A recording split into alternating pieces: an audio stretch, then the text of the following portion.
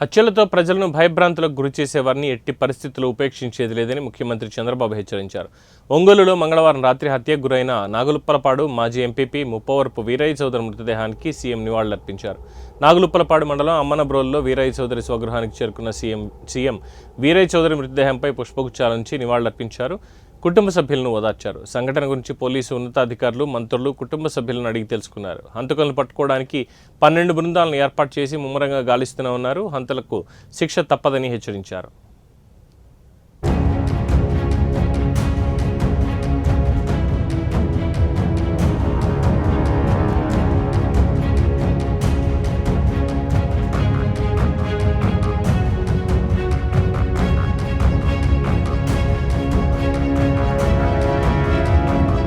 ఎలాంటి తప్పుడు పనులు చేశారో వాళ్ళని పట్టుకోవడం 100% చేస్తాం.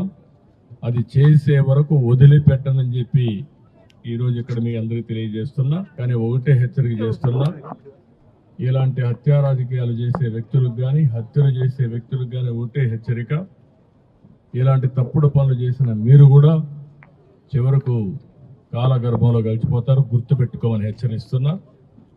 అంతేకాకుండా ఈ విషయంలో చాలా స్పష్టంగా వాళ్ళ కుటుంబ సభ్యులకు కూడా ఒక నమ్మకం ఇచ్చాను. వాళ్ళకి ఏమాత్రం కూడా భార్యను చూస్తే ఆవిడకి విషయాలు ఏమీ తెలియవు, అంటే రాజకీయాలు మాట్లాడలేదు, బయట జరిగే విషయాలు ఏం తెలియవు. బాబుని చూస్తే ఇంటర్మీడియట్ చేస్తున్నాడు, ఆయనకు కూడా ఎప్పుడు టైం ఇచ్చిన సందర్భాలు లేవు. కుటుంబ సభ్యులతో కూడా పెద్దగా విషయాలన్నీ కూడా చెప్పలేదు, అది కూడా వారికి చాలా వరకు విషయాలు తెలియవు.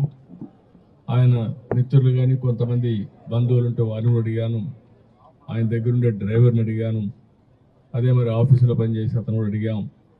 నిన్న సంఘటన జరిగినప్పుడు ఆఫీసులో అతనితో ఉన్నటువంటి వ్యక్తి కూడా గట్టిగా అతను మెడ మీద కత్తి పెట్టి బెదిరించి యథేచ్ఛగా వీళ్ళు చేసే పరిస్థితికి వస్తే వాళ్ళు ఏమైనా గుర్తుపట్టగలుగుతామంటే ముసుగేసుకొని చేశారని చెప్పి అంటున్నారు. ఏది ఏమైనా వాళ్ళ పట్టుకొని తీరడమే కాదు, ఎవరైతే ఇంత ఘోరం చేశారో అలాంటి వ్యక్తులకు కఠిన శిక్ష వేసి, ఏదైతే వీరయ్య చౌదరి గారికి ఆత్మకు శాంతి కలగాలంటే ఒకటే మార్గం. మంచి నాయకుడు, సమర్థవంతమైన వ్యక్తి, ఇప్పుడిప్పుడే అంచెలంచెలుగా ఎదుగుతూ భవిష్యత్తు మంచి, మీరు చెప్పినట్టు ఒక పిలిస్తే పలికే నాయకుడు, ఎవరికి ఏ కష్టం వచ్చినా వాళ్లకు న్యాయం చేసే